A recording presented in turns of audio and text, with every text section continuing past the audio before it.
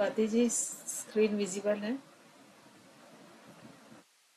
Yes yes ma'am. Ma'am.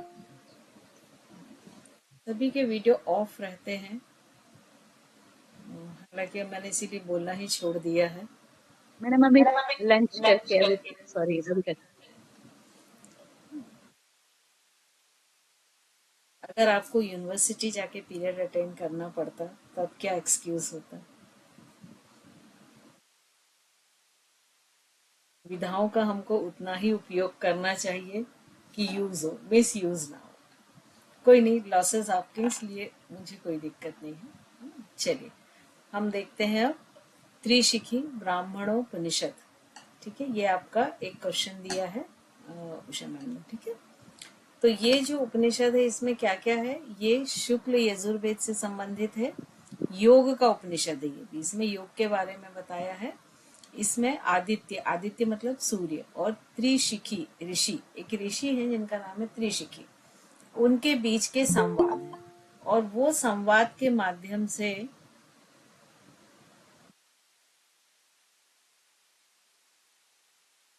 इस संवाद के माध्यम से ब्रह्म ज्ञान, आत्मज्ञान, अष्टांग योग, कर्म योग, सृष्टि विज्ञान, इन सब का वर्णन यहाँ पर किया गया है।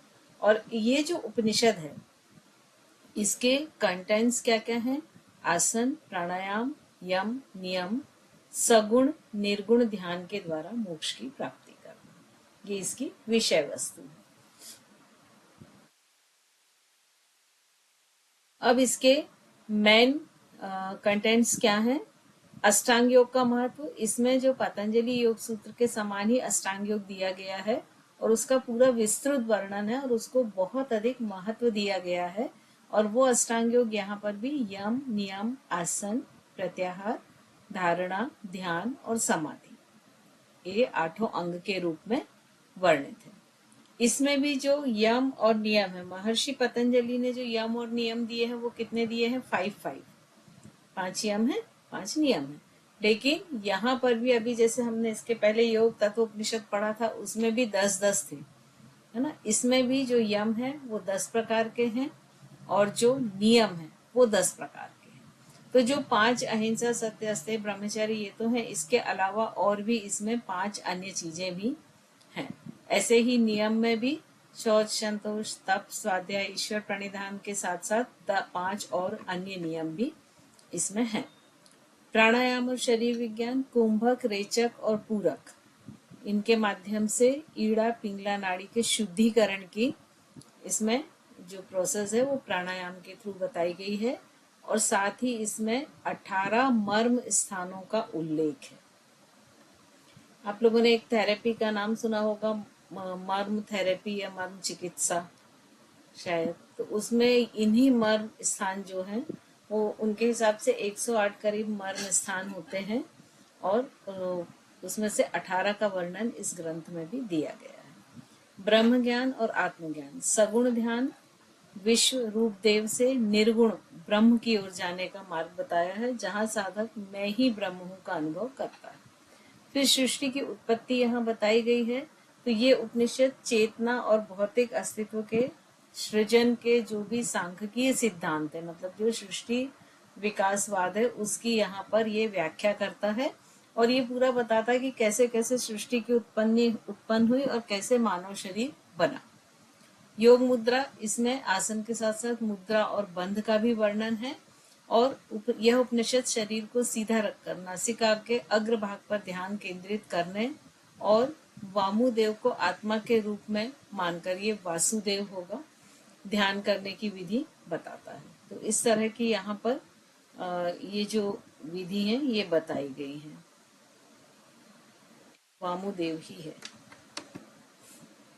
फिर एक आपका इसमें क्वेश्चन है कि किस उपनिषद को सफेद घोड़ा कहा जाता है? तो वो उपनिषद कौन सा है? श्वेता शवत्सरोपनिषद। ठीक है, तो ये जो उपनिषद है ये इसको सफेद घोड़ा भी कहा जाता है। तो ये जो श्वेताश्वर उपनिषद है इसको सफेद घोड़ा कहा जाता है। और यहाँ पर जो श्वेताश्वर शब्द है उसका अर्थ क्या है कि वह जो सफेद घोड़े यह सफेद खच्चर पर सवार होकर ले जाता है। यह उपनिषद भी कृष्ण यजुर्वेद से संबंधित है और इसमें भगवान शिव को सर्वोच्च ईश्वर के रूप में बताया गया है। इसका श्वेत अश्व तर मतलब सफेद घोड़ा और ले जाने वाला, फिर प्रतीक, यह ज्ञान, पवित्रता और सांसारिक बंधनों से पार ले जाने वाली विद्या का प्रतीक है। इसका विषय क्या है? यह उपनिषद भक्ति और ज्ञान के माध्यम से ईश्वर के साक्षात्कार पर जोर देता है। फिर यहाँ पर जो मुख्य एक और क्वेश्चन है कि प्राचीन जो उपनिषद हैं उनके नाम लिखिए और उनमें से किन्हीं दो को समझाइए। तो ये बहुत सारे उपनिषद हैं जो बहुत प्राचीन माने जाते हैं, जिनमें से जो सबसे प्राचीन जो है वो दो उपनिषद माने जाते हैं, बृहदारण्यक और छंदोग्य उपनिषद। और इनकी जो रचना है 6वीं और 7वीं शताब्दी से ईसा पूर्व या उससे भी पहले की मानी जाती है। और ये दोनों उपनिषद बौद्ध धर्म के भी पूर्व के हैं और ये भारतीय दर्शनों के प्रमुख आधार हैं। अब जो वैसे तो 20 उपनिषद माने जाते हैं प्राचीन, लेकिन उनमें से भी जो 13 प्रमुख हैं ये इनकी लिस्ट है। तो इसमें सबसे प्राचीन माना जाता है बृहदारण्यक, दूसरा छांदोग्य उपनिषद, तैत्तरीय उपनिषद, ऐतरेय उपनिषद, कौशितकी उपनिषद, केन उपनिषद, कठ उपनिषद, ईशा या जिसको ईशावास्य उपनिषद, मुंडक उपनिषद, प्रश्न उपनिषद, मांडुक्य उपनिषद, श्वेताश्वतर उपनिषद, मैत्रायणी उपनिषद। तो इसमें देखिए कुछ ये 2 5वें और 13वें नंबर के एक दो ही है जो हैं, और 8वें नंबर के ये 2-3 ही हमने नहीं पढ़े हैं, लेकिन बाकी रेस्ट जो हम लगभग सारे पढ़ चुके हैं। तो इसमें जो किन्हीं दो का वर्णन है तो आप किसी भी दो का वर्णन कर सकते हैं। कोशिश करें कि बृहदारण्यक और छांदोग्य उपनिषद का आप उसमें वर्णन कर दें। कंप्लीट ये क्वेश्चन, ठीक है। अब एक और क्वेश्चन है कि योग उपनिषदों की संख्या कितनी है और उनके नाम लिखें। ठीक है, तो योग उपनिषद जो है लगभग 20 योग उपनिषद लगभग माने जाते हैं। और योग उपनिषद कौन से माने जाते हैं? जिनमें योग का वर्णन है। और जो प्रमुख योग उपनिषद है वो कौन कौन से हैं? योग तत्व उपनिषद, ध्यान बिंदु उपनिषद, नाद बिंदु उपनिषद, योग शिखा उपनिषद और योग कुंडलिनी उपनिषद। ये प्रमुख है। और इन उपनिषदों में क्या क्या है? हठ योग, कुंडलिनी, प्राणायाम, मंत्र साधना। तो कुल ऐसे 20 योग उपनिषद माने जाते हैं। और जो प्रमुख हैं वो योग तत्व, इसमें क्या बताया है कि योग के 4 प्रकार हैं, मंत्र, हठ, लय और राजयोग।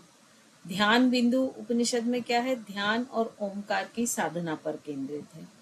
नाद बिंदु में जो नादानुसंधान है, आंतरिक नाद ध्वनि है, उस पर ये आधारित है।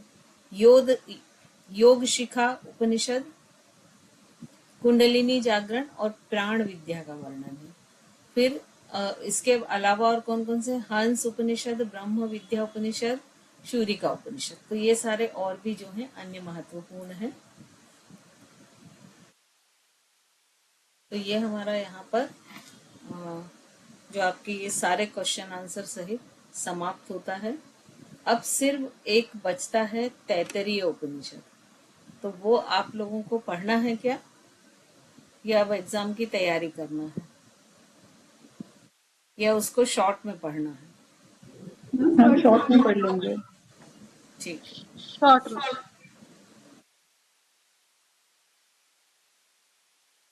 इसकी स्लाइड स्किप करके मैं आपको बताती जाती हूँ।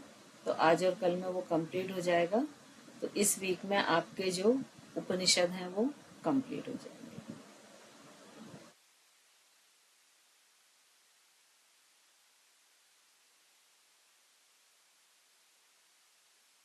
तैत्तरीय उपनिषद जो है इसमें एक्चुअली पंचकोशों का वर्णन है। और आज का पूरा साइंस और सारी चीज पंचकोशों पर ही डिपेंड है।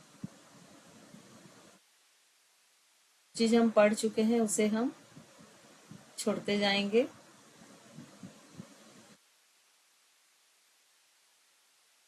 तो ये तैत्तरीय उपनिषद है जो लास्ट उपनिषद है। और तैतरीय उपनिषद भी कृष्ण यजुर्वेद से संबंधित है और एक प्राचीन उपनिषद है, और इसमें नैतिक जीवन और ब्रह्म ज्ञान की शिक्षा है, और ये 3 प्रमुख भागों में विभाजित है। शिक्षावल्ली जिसमें शिक्षा और आचरण के बारे में दिया है, ब्रह्मानंद वल्ली जिसमें ब्रह्म ज्ञान के बारे में बताया है, और भृगुवल्ली जिसमें महर्षि भृगु की तपस्या और ज्ञान के बारे में बताया है। तो ये इसका जो मेन वाक्य है वो है, ब्रह्म को जानने वाला सर्वोच्च को प्राप्त करता है, ब्रह्म विदा प्रोति परम, मतलब जो ब्रह्म को जानता है वही सर्वोच्च को प्राप्त करता है, ये इसका संदेश वाक्य है। अब इसकी विशेषताएं क्या है? इसमें 5 कोश हैं जो मानव अस्तित्व के 5 स्तरों का वर्णन है, और ये कोश कौन कौन से हैं? अन्नमय कोश, प्राणमय कोश, मनोमय कोश, विज्ञानमय कोश और आनंदमय कोश। ब्रह्म की परिभाषा दी गई है कि ब्रह्म को सत्य, ज्ञान और अनंत कहा गया है। सत्यम ज्ञानम अनंतम ब्रह्म। शिष्य को उपदेश, शिक्षावल्ली जो इसका पहला वल्ली है उसमें क्या है? गुरु द्वारा शिष्यों को सत्य बोलने, धर्म के पालन करने, नैतिक जीवन को जीने के उपदेश, इसमें उपदेशों का संकलन है। भृगु की तपस्या मतलब जो भृगवल्ली है उसमें, और ब्रह्म की परिभाषा किसमें थी? ब्रह्मवल्ली में। तो ये जो भृगु की तपस्या है ये महर्षि भृगु के माध्यम से सिखाया गया है कि तपस्या ही ब्रह्म को जानने का साधन है, और ये उपनिषद भी ब्रह्म और आत्मा की एकता को प्रतिपादित करता है। अब ये जो पंचकोश हैं ये इस तरह से होते हैं, ये आप लोग वैसे पढ़ चुके हैं सभी, है ना? तो पंचकोश में 5 कोश कौन कौन से हैं? सबसे ऊपरी कोश है अन्नमय, फिर है प्राणमय, फिर मनोमय, विज्ञानमय और आनंदमय। तो ये पूरे 5 कोश हैं। अब ये जो पंचकोश की धारणा है एक वैदांतिक मॉडल है, और इसमें ये बताया है कि मनुष्य जो है वो 5 परतों से मिलके बना है, और उसमें आत्मा भी है, और ये जो परतें हैं इनको कोश का नाम दिया है। तो जो स्थूल शरीर है, जो भौतिक शरीर है, इसे उसमें अन्नमय कोश बताया है। जो सूक्ष्म ऊर्जा का शरीर है वो प्राणमय कोश, जो मन का स्थान है वो मनोमय कोश, जो बुद्धि का स्थान है वो विज्ञानमय कोश, और जहाँ आत्म साक्षात्कार हो जाता है, जहाँ आत्मा का निवास है वो आनंदमय कोश। तो अब ये सूक्ष्मता के अगर क्रम में देखें तो सबसे ऊपर कौन सा आएगा? अन्नमय कोश, जो शारीरिक आवरण है जिसे हम सेंस ऑर्गन से फील कर सकते हैं, और ये भोजन से पोषित होता है, और चूंकि ये अन्न से पोषित होता है इसीलिए इसको अन्नमय कोश कहा गया है। फिर प्राणमय कोश, ये जीवन शक्ति का आवरण है, तो जितनी भी एनर्जी होती है जिनको हम प्राणिक ऊर्जा कहते हैं, ये सारी एनर्जी इसी कोश में रहती है। तो जो योग के अनुसार 72,000 नाड़ियों का वर्णन होता है, वो जिनमें ऊर्जा बहती है, वो पूरी 72,000 नाड़ियां इसी कोश के अंतर्गत आती हैं, जिसमें ईड़ा, पिंगला, सुषुम्ना जैसी नाड़ी भी शामिल है। फिर चक्र भी इसी में आते हैं क्योंकि चक्र भी ऊर्जा का ही प्रतीक है। फिर मनोमय कोश, मतलब ये एक मानसिक आवरण है, जितनी भी मन है उसके इमोशंस है, उनके सेंसेशन है, फीलिंग्स हैं, और उसके जितने भी परसेप्शंस हैं, धारणाएं हैं, वो सब इसके अंतर्गत आते हैं। विज्ञानमय कोश एक बौद्धिक आवरण है, इंटेलेक्चुअल शीट है, और इसके अंतर्गत क्या आता है? बुद्धि, ज्ञान और विवेक, ये तीनों चीजें इसके अंतर्गत आती हैं। और आखिरी और अंतिम सबसे सूक्ष्म कोश कौन सा है? आनंदमय कोश, जो ब्लिस शीट है, और यहाँ पर आत्मा के सबसे पास साधक पहुंच जाता है, यहाँ पर सिर्फ आनंद ही आनंद है, और यहाँ आत्मा का साक्षात्कार करके उसे परमात्मा के में लय करने की प्रोसीजर यहाँ से विधि शुरू हो जाती है। अब इस अवधारणा का महत्व क्या है? आत्म साक्षात्कार, इसका लक्ष्य जो है कि इन सारे जो भी कोश हैं उनको एक एक करके अलग करते जाना, अंदर की तरफ जाते जाना, और अंत में आनंदमय कोश में पहुंचकर शुद्ध आत्मा का अनुभव करना। समग्र स्वास्थ्य के लिए एक बहुत व्यापक दृष्टिकोण है जो शारीरिक, ऊर्जावान, मानसिक, बौद्धिक और आध्यात्मिक मार्ग को संतुलित करता है, और इन कोशों पर अभी हेल्थ की फील्ड में इन कोशों पर बहुत काम चल रहा है। जितनी भी साइकोसोमेटिक डिसऑर्डर होती हैं वो भी इन्हीं कोशों पर डिपेंड होती है। फिर खोज का मार्ग, तैतरीय उपनिषद की भृगुवल्ली में महर्षि वरुण अपने पुत्र भृगु को इन परतों की चरण दर चरण परीक्षा के माध्यम से वास्तविकता को समझाते हैं, मार्गदर्शन देते हैं। उपनिषदों का तात्पर्य यह है कि सच्चा आत्मा केवल ये आवरण ही नहीं बल्कि इससे परे स्थित है। यहाँ तक तो आप सिर्फ इस लायक बन गए कि आत्मा को साक्षात्कार कर सकें। इसके बाद प्रोसीजर शुरू होती है कि आत्मा को परमात्मा में लय करना।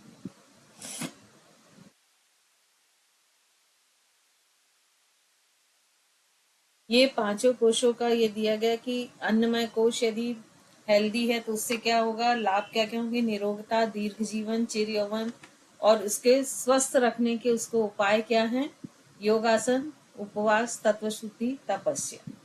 प्राणमय कोश को शुद्धिकरण कैसे करते हैं, अगर ये शुद्ध होगा तो लाभ क्या क्या होंगे, ऐश्वर्य, पुरुषार्थ, ओज, तेज, यश। और इसको शुद्ध करने के उपाय क्या क्या हैं, प्राणायाम, बंध, मुद्रा। मनोमय कोश में आकर्षक व्यक्तित्व, धैर्य, मानसिक संतुलन, एकाग्रता, बुद्धिमत्ता। इसके उपाय क्या क्या हैं, जप, ध्यान, त्राटक, तन्मात्रा साधना। जब विज्ञानमय कोश में आते हैं तो इसके लाभ क्या हैं, अतीन्द्रिय क्षमता, दिव्य दृष्टि, दैविक गुण, सज्जनता, सहृदयता। और इसको शुद्धिकरण के इसके उपाय क्या क्या हैं, सोहम की साधना, आत्मानुभूति योग, स्वर संयम और ग्रंथि भेदन। ग्रंथि मालूम है आपको कौन सी होती, 3 ग्रंथियां शरीर में पाई जाती हैं, विष्णु, रुद्र, विष्णु, रुद्र और एक और कोई ब्रह्म। ये 3 ग्रंथियां होती हैं। आनंदमय कोश, इसके लाभ क्या क्या हैं, आत्म साक्षात्कार, ईश्वर दर्शन, अखंड आनंद। और इसके उपाय क्या हैं, नाद साधना, बिंदु साधना, कला साधना और तूर्य स्थिति। तो ये एक पूरा इनको समराइज करके दिया गया है।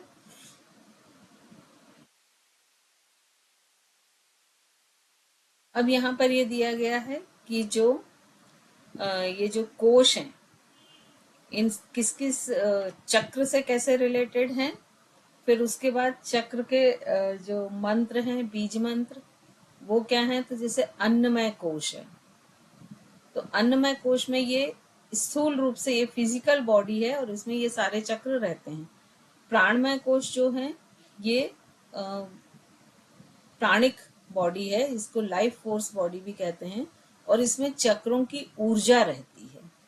फिर मनोमय कोश क्या है, ये माइंड है और इसमें क्या क्या होता है, super conscious mind, deep subconscious mind, subconscious mind और कॉन्शियस माइंड, ये सारे माइंड इसमें रहते हैं। विज्ञानमय कोश जो है ये साइंस बॉडी है, यहाँ पर बुद्धि रहती है और यहाँ पर हीलिंग, आपके सबकॉन्शियस को कैसे प्लान करना, कैसे इंट्यूशंस डेवलप करना, सिक्स सेंस को डेवलप करना, ये सारी चीजें इसमें होती हैं। और मटेरियलिज्म भी इसी में आता है। आनंदमय कोश ब्लिस बॉडी है और इसमें परम आनंद रहता है। ये को क्रिएटर होती है क्योंकि आप सबकॉन्शियस में पहुंच जाते हैं, अपने इसका एक्सपीरियंस एकदम अलग होता है, डिफरेंट होता है और इस समय डिवाइन क्रिएटिविटी जो है वो बढ़ जाती है।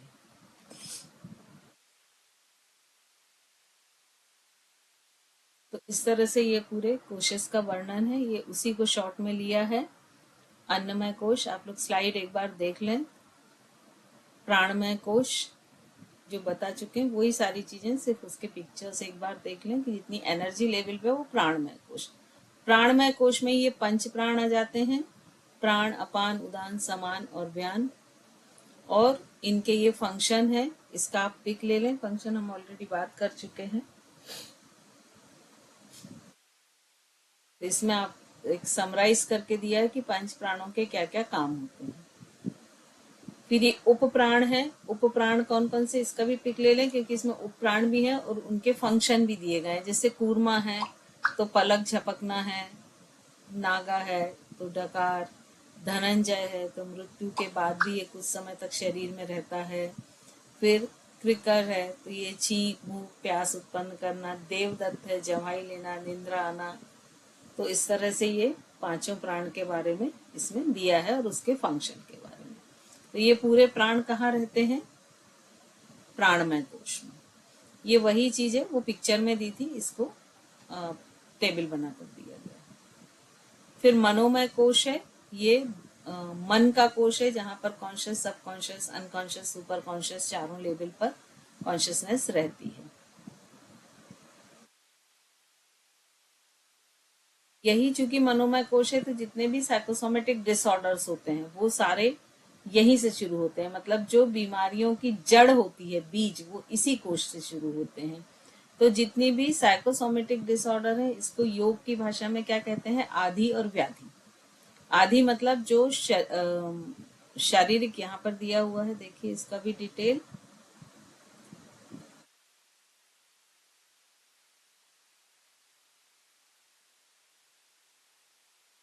व्याधि मतलब जो शरीर पे सिम्टम्स होती है वो व्याधि होती है, और जो मन से शरीर की तरफ आती है वो आदि हो जाती है। तो जो साइकोसोमेटिक डिसऑर्डर है वो किससे होते हैं? उसके रूट कॉज मनोमय कोश में होते हैं, और वो इमोशन से, आपके जो इमोशन होते हैं, आपकी जो थॉट्स होते हैं, उनसे ही वो क्रिएट होते हैं। तो यहाँ पर एक एक्सपेरिमेंट दिया है कि इमोशन या आपके थॉट कैसे आपके इंटरनल ग्लैंड्स को इफेक्ट करते हैं। कि जैसे हम ये कोई इस तरह की चीज देखते हैं, तो अगर आप इसको, आपने टेस्ट नहीं लिया, थोड़ी देर देखते भी रहे तो आपके मुंह में पानी आना शुरू हो जाता है। और ये माउथ वाटरिंग, जो salivary glands extra saliva secretion कर रही हैं, वो सिर्फ आपके थॉट प्रोसेस के कारण कर रही हैं। यहाँ एक्चुअल में आपने ये कोई भी चीज मुंह में डाली नहीं है। तो इस तरह से ये एक एक्सपेरिमेंट है कि जितनी भी हमारी ग्लैंड्स होती हैं वो हमारे थॉट को कैसे इफेक्ट करती हैं। फिर यहाँ पर ये बताया गया है कि थॉट्स और जो इफेक्ट होते हैं वो एक एनर्जी होते हैं। तो यदि वो पॉजिटिव होंगे तो वो पॉजिटिव एनर्जी को एलिमिनेट करेंगे और आपके लिए वो हेल्पफुल होगी, और वहीं अगर ये नेगेटिव होंगे तो ये आपके शरीर को बीमार करेंगे, आपको इल हेल्थ देंगे। ये एग्जाम्पल हम कई बार डिस्कस कर चुके हैं कि जो एक ग्लास खाली है या भरा, या एक ग्लास को आप मान लीजिए आपको 2 घंटे बाद पानी पीना है, ठीक है ना। अब 2 घंटे बाद पानी पीना है तो आप क्या करेंगे? अभी से उस ग्लास को हाथ में पकड़ के रखेंगे कि 2 घंटे बाद जब आपको पीना होगा तब आप किचन में जाएंगे और पी लेंगे? अब यदि मान लीजिए आपको 2 घंटे बाद पानी पीना है तो आप अभी से इस ग्लास को ऐसे हाथ में होल्ड करके रख लें, तो क्या होगा? 2 घंटे में वो हाथ नमनेस आ जाएगी, है ना। और ऐसा बोला जाता है कि 24 घंटे तक यदि आप ऐसा करें तो हो सकता है कि एक पैरालिसिस का अटैक भी आ जाए, ठीक है। तो हम क्या करते हैं कि जब हम कर्म करते हैं तो हम उस चीज को तभी करते हैं जब हमको वो चाहिए रहती है, लेकिन थॉट्स के साथ हम ऐसा नहीं करते हैं। थॉट्स हमारे क्या, अगर हमको 2 दिन बाद भी कुछ करना है तो वो हम उसको ऐसे हाथ में कैरी करके रखते हैं, जो कि हमारे न्यूरॉन्स के लिए हार्मफुल होते हैं। यहीं पर ये पेंडेंसी का बताया कि जब हम बहुत सारी फाइल पेंडिंग करते हैं तो ये हमारे बैकग्राउंड में हमारी एनर्जी को यूज करती रहती है। बिल्कुल वैसे ही जैसे आपने देखा होगा मोबाइल में, यदि आपके कोई एप्लीकेशन है आप यूज नहीं भी कर रहे हैं तो वो बैकग्राउंड में चलते हैं और उसकी बैटरी को ड्रेन करते रहते हैं। तो ऐसे ही ये जो पेंडेंसी है, बहुत सी फाइल जो हम पेंडिंग करके छोड़ देते हैं तो वो हमारी एनर्जी को ड्रेन करती है। और ये जब लगातार ये चीजें इकट्ठी होती जाती हैं तो नतीजा क्या होता है? स्ट्रेस। और स्ट्रेस बहुत सारी शारीरिक बीमारियों के लिए रिस्पॉन्सिबल होता है। और स्ट्रेस से ही क्या होता है? No sleep, fear, worry, anxiety, procrastination और हेडेक, ऐसे बहुत सी चीजें हैं जिसका कारण स्ट्रेस होता है। और जब स्ट्रेस होता है तो इसके जो ह्यूमन में दो नर्वस सिस्टम होते हैं, सिंपैथेटिक नर्वस सिस्टम और पैरासिम्पैथेटिक नर्वस सिस्टम। तो इसमें जो सिंपैथेटिक नर्वस सिस्टम होता है वो अधिक एक्टिवेट हो जाता है, और क्या करता है कि पुतलियां फैल जाएंगी, ब्रीदिंग बहुत फास्ट हो जाएगी, हार्ट पंपिंग फास्ट हो जाएगी, जो गट्स है, पेट जो है वो इनएक्टिव होने लगेगा। और जो पैरासिम्पैथेटिक नर्वस सिस्टम है ये क्या करता है? इसके अपोजिट काम करता है कि जैसे अगर पुतलियां फैल गई तो उनको वापस अपनी पोजीशन में लेकर आएगा। फिर जैसे बहुत तेज, जैसे आप भाग रहे हैं, बहुत तेज ब्रीदिंग हो गई आपकी, तो आप जब खड़े हो जाते हैं तो ऐसा नहीं होता है ना कि वो ब्रीदिंग उतनी तेज रहे, धीरे धीरे वो कम होती है। तो ये कम कम करने का काम कौन सा करता है? Parasympathetic nervous system. मतलब पैरासिम्पैथेटिक नर्वस सिस्टम जो है ये हर चीज को बैलेंस में लाने का काम करता है। तो जब तक ये सिंपैथेटिक नर्वस सिस्टम और पैरासिम्पैथेटिक नर्वस सिस्टम आपस में सामंजस्य में रहते हैं तब तक हम हेल्दी रहते हैं। लेकिन जैसे जैसे स्ट्रेस बढ़ता है तो इन दोनों का जो सामंजस्य है, बैलेंस है, वो खत्म होने लगता है। और जब ये खत्म होने लगता है तो शरीर जो है वो बहुत सारे चैलेंजेस आने लगते हैं और धीरे धीरे बीमार होने लगता है। ये F3 मोड आप लोग को मैं कई बार बहुत डिटेल में बता चुकी हूँ। फ्लाइट और फाइट तो मुझे लगता है इसको दोहराने की जरूरत नहीं है ना। ये आप लोग देख चुके हैं। एड्रिनल ग्लैंड से ये इमरजेंसी मैकेनिज्म होता है। ये शॉर्ट में होता कैसा, बहुत शॉर्ट में बताती हूँ कि जैसे ये आप हैं, आपने एक टाइगर को देखा। जैसे ही आपने टाइगर को देखा तो आपके माइंड में क्या आया? डेंजर। अब जैसे ही डेंजर हुआ तो सबसे पहले क्या हुआ कि आपके एमिगडेला जो है ब्रेन में, उसने एक सिक्योरिटी दी, एक अलार्म बजाया, अलर्ट अलार्म, कि भाई यहाँ पर खतरा है। और इस सिग्नल को उसने किस में भेजा? हाइपोथैलेमस में। हाइपोथैलेमस भी ब्रेन का एक पार्ट है और ये क्या मेन सिक्योरिटी सिस्टम है आपके ब्रेन का। इसने क्या किया कि जैसे ही एमिगडेला ने इसको डेंजर का साइन भेजा, इसने ब्रेन को फ्लाइट, फाइट या फ्रीज, F3 मोड में, आजकल इसमें फियर भी शामिल कर दिया है तो F4 मोड भी कहने लगे। स्टार्टिंग F2 से हुई थी, फ्लाइट और फाइट, फिर F3, फिर F4। जब ये मोड में ये डाल देता है नर्वस सिस्टम को, नतीजा क्या होता है? किडनी के ऊपर जो एड्रिनल ग्लैंड होती है उससे एड्रिनलिन हार्मोन सीक्रेशन होने लगता है और कार्टिसोल हार्मोन सीक्रेशन होने लगता है। जब ये दोनों सीक्रेशन अधिक होते हैं बॉडी में तो क्या होता है कि जो एड्रिनलिन होता है ये हार्ट बीट को इंक्रीज करता है, ब्रीदिंग को फास्ट करता है, बीपी को बढ़ाता है। जब बार बार ये प्रोसेस होते हैं तो ये परमानेंटली उसी स्केल्स पर सेट हो जाते हैं। कार्टिसोल एक स्ट्रेस हार्मोन्स है, ये सेंट्रल ओबेसिटी को बनाता है। तो फाइनली होता क्या है कि जब एड्रिनल बहुत अधिक होता है तो डायबिटीज, हार्ट इश्यू शुरू हो जाते हैं। लीवर हमेशा जो है वो चूंकि इमरजेंसी फील करता है तो वो शुगर को एक्स्ट्रा रिजर्व करने लगता है, और जिससे जब वो शुगर को एक्स्ट्रा बार बार रिजर्व करता है तो इम्यूनिटी सप्रेस होने लगती है। और जब बार बार ये इम्यूनिटी सिस्टम सप्रेस होता है तो वो कंफ्यूजन में आ जाता है और उसके सामने तीन ऑप्शन होते हैं। या तो वो सरेंडर कर देते जिससे कैंसर, इन्फेक्शन जैसी डिजीज होती हैं, या फिर वो कंफ्यूज हो जाता है तो जिससे एलोपेशिया या सोराइसिस जैसी चीजें होती हैं, और अगर वो ओवर एक्टिव हो जाता है तो एलर्जी जैसी चीज होती है। तो ये इम्यून सिस्टम के अनबैलेंस होने से ये चीजें होती हैं। फिर पॉजिटिव थिंकिंग क्या है? ये सभी को मालूम है कि ये स्ट्रॉन्ग कैरेक्टर देता है, एक पॉजिटिव एनर्जी देता है। बॉडी में वो केमिकल्स प्रोड्यूस होते हैं उस समय कि जो बॉडी के लिए हेल्पफुल हो, हेल्दी हो। फिर यहाँ पर इम्पोर्टेंस क्या है कि जब तक पॉजिटिव रहेंगे तब तक यूनिवर्स से हमको बहुत रिच थॉट आएंगे, पॉजिटिव रिजल्ट मिलेंगे, माइंड और बॉडी का जो है वो एनहेंस हो गई उसकी एफिशिएंसी, और नेगेटिव पॉल्यूशंस जो है वो दूर होगा। ये एक प्लेसिबो इफेक्ट है। अक्सर आपने देखा होगा जैसे कई लोगों को नींद की गोली खा के सोने की आदत होती है तो डॉक्टर्स उनको सेम साइज सेम शेप की कुछ शुगर या किसी की टैबलेट दे देते हैं, और वो जब खाते हैं तो उनको बिल्कुल वही इफेक्ट होता है जो कि नींद की गोली खाने से हो जाता है। ये एक मोजेरो इमोटो साइंटिस्ट है, जापानीज साइंटिस्ट है। इन्होंने वाटर मॉलिक्यूल पे बहुत सारे एक्सपेरिमेंट किए। इन्होंने कुछ ऐसे मेडिटेटर को बुलवाया जो बहुत डीपली मेडिटेशन करते थे, और इन्होंने पानी के एक सोर्स को, एक जग पानी, मान लीजिए दो जगह उन्होंने एक एक जग पानी रखा। एक को उन्होंने पर्टिकुलर प्रेयर करने का ऐसे प्रोजेक्ट किए थॉट्स जो पॉजिटिव हैं, और दूसरे को नेगेटिव। और जब इस पानी को जमाया गया तो इसमें जब थैंकफुल, लव, ऐसे वाले जब इमोशन जिनने किए थे तो ये बहुत सुंदर क्रिस्टल बने। और वहीं जब हेट यू और किल यू, इस टाइप के जब नेगेटिव इमोशंस के साथ रखा तो ये जो क्रिस्टल थे ये विद्रूप बने, मतलब जो देखने में अच्छे ना लगे। और इन्होंने ये दावा किया कि सिर्फ thought projection, positive thought projection से नाली के पानी को भी आरओ के पानी के इक्विवेलेंट बनाया जा सकता है। और इन्होंने फिर ये दावा किया कि जब ह्यूमन बॉडी में 70% पानी है और वहां पर भी लगातार थॉट का प्रोजेक्शन चलता है, तो वो पानी में भी ये चेंजेस होते होंगे।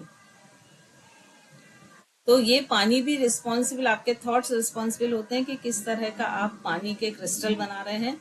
और वो बॉडी में यदि पॉजिटिव बने तो वो आपके लिए हेल्पफुल है, नेगेटिव बने तो वो आपके लिए हार्मफुल है। ये ऑरा है जो कि आपके थॉट के हिसाब से डेंसिटी और कलर्स इसके होते हैं, जो ह्यूमन बॉडी में चारों तरफ रहता है। फिर कुछ एग्जाम्पल दिए थे कि जैसे ये मॉरिस गुडमैन है, ये the miracle man of America कहलाते हैं, और इनका प्लेन जो है ये क्रश हो गया था और उसमें लगभग इनका स्पाइनल कार्ड क्रश हो गया था, वोकल कार्ड क्रश हो गया था, फुली पैरालिसिस हो गए थे और जितनी भी मेजर बोन थी वो टूट चुकी थी।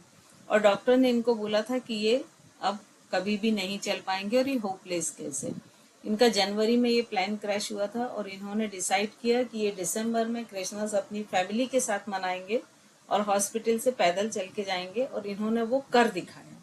और बाद में ये बहुत ही अच्छे एक मोटिवेटर बने और बहुत सारी चीजों इन्होंने पॉजिटिव थिंकिंग को और उसकी ट्रेनिंग को लेके की। ये ग्लोबली इन्होंने ट्रेवल किया। फिर एक एग्जाम्पल ये दिया जाता है कि जो विक्टर सेब्रिकॉफ थे, जो कि मंसर सोसाइटी के चेयरमैन हैं, ये जब बचपन में थे तो इनको बोला गया था, स्कूल से इनको निकाल दिया था 17 साल के, कि ये बेवकूफ बच्चा है। और इन्होंने बाकी 32 साल तक ऐसी ही जिंदगी काटी कि ये तो बेवकूफ, इससे कुछ नहीं बनता। फिर किन्हीं कारणों बस आईक्यू टेस्ट हुआ तो इनका आईक्यू 161 आया।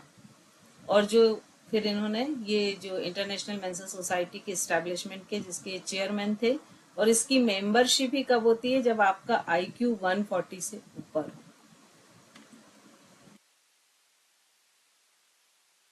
कैंसर पेशेंट का ये एक एग्जाम्पल देखने को मिलता है कि लगभग जो एक कैंसर पेशेंट हॉस्पिटल में था, डॉक्टर ने उनको ये डिक्लेयर किया था कि लगभग 6 मंथ में लगभग आपकी डेथ हो जाएगी। ठीक है। और इन्होंने उसी हॉस्पिटल में एक ट्रायल चल रहा था कि कैंसर पर कुछ टैबलेट का असर, और उसके जानवरों पर बहुत अच्छे इफेक्ट्स आए थे जो उसने अपने आंखों से देखे थे। और उसने सोचा कि मुझे तो मरना ही है, तो उसने बोला आप मुझ पर ह्यूमन ट्रायल जो है वो मुझ पर कीजिए। और उन्होंने उस टैबलेट को लेना शुरू किया। अगले 2 साल तक वो बहुत हेल्दी लाइफ स्टाइल जिए। उसके बाद उनको जब पता चला कि वो जो ट्रायल, जो मेडिसिन है वो ह्यूमन ट्रायल में फेल हो गई है, तो मुश्किल से कुछ ही समय में उनका वो कैंसर अपनी पुरानी पोजीशन में आ गया और अगले 6 मंथ में उनकी डेथ हो गई। तो इस तरह के ये बहुत सारे हैं। जैसे एक रेफ्रिजरेटर में लॉक हो गया व्यक्ति, 2 दिन तक वो वहां बंद रहा क्योंकि आगे के 2 दिन छुट्टी थी, और जब फिर खोला गया इस कोल्ड हाउस को, तो उसका जो शरीर है वो वैसा ही अकड़ा हुआ मिला जैसे कि जम जाता है फ्रिज में, जबकि वो जो कोल्ड हाउस था वो बंद था। तो यहाँ पर ऐसे बहुत सारे एग्जाम्पल मिलते हैं। कुछ यहाँ पर डिजीज हैं जो कि हमारे, जिसके लिए इमोशंस रिस्पॉन्सिबल होते हैं, कि किस तरह के इमोशंस में किस तरह की डिजीज हो जाती है। फिर माइंड, प्रोग्रामिंग ऑफ माइंड, ये केवल एक ह्यूमन माइंड को ही ये चीज एक वरदान मिला है, बाकी किसी के लिए संभव नहीं है। तो प्रोग्राम इज माइंड मतलब आप अपने जो ब्रेन है, माइंड है, उसको रिवायर कीजिए, उसको प्रोग्राम कीजिए और आप अपने हिसाब से अपनी लाइफ बनाइए। बिल्कुल वैसे ही जैसे जब आप कंप्यूटर यूज करते हैं और उसमें जो भी प्रोग्राम चल रहा है, यदि आपको उसके सॉफ्टवेयर की जानकारी है, उसकी लैंग्वेज की जानकारी है, तो आप उसको लैंग्वेज और उसके सॉफ्टवेयर में जाकर कमांड देकर उसको अपने मन मुताबिक बदल सकते हैं। तो वैसे ही यहाँ आप अपने ब्रेन और माइंड को कमांड देकर अपने फ्यूचर को अपने हिसाब से चेंज कर सकते हैं। अब कुछ ये साइंटिफिक बैकग्राउंड दिए हैं। ये साइंटिफिक बैकग्राउंड ये है कि अमेरिका में एक science, American institute of general medical science है, इन्होंने डीएनए पर एक्सपेरिमेंट किया था कि इन्होंने दो कांच के इसमें दो डीएनए को आइसोलेटेड किया एक लिक्विड में, और इसके एक जो ट्यूब थी, टेस्ट ट्यूब, उसको ऐसे व्यक्तियों के बीच में रखा जो डीप मेडिटेटर थे और उनको पॉजिटिव थॉट को इस पे प्रोजेक्ट करने बोला, दूसरे को सेम को नेगेटिव प्रोजेक्ट करने बोला।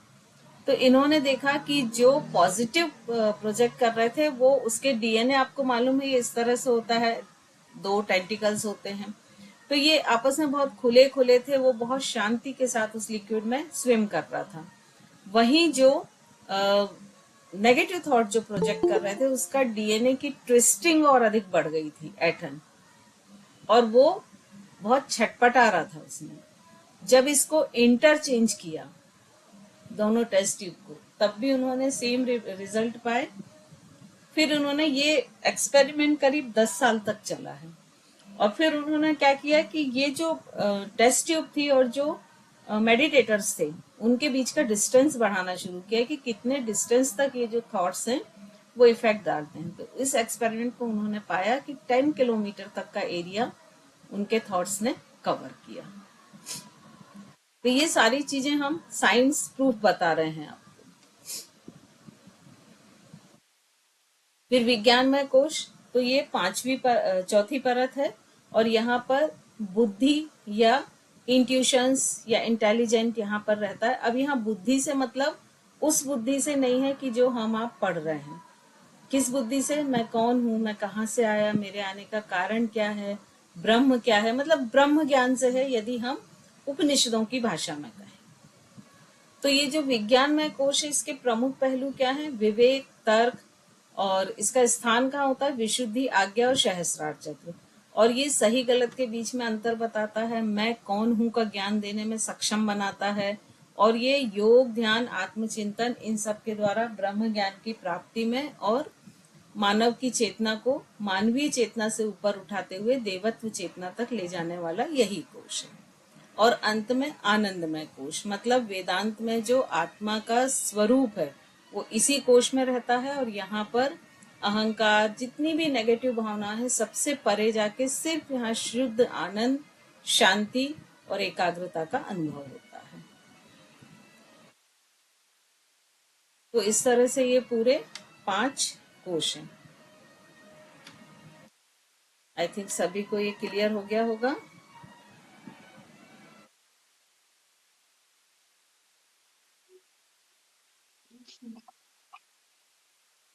हम अगर क्वेश्चन आए एमसीक्यू में कि सबसे प्राचीन उपनिषद का, तो एक्चुअली कई जगह छांदोपनिषद दिया है सबसे प्राचीन में, तो उसको टिक करें कि बृहदारण्यक को करें?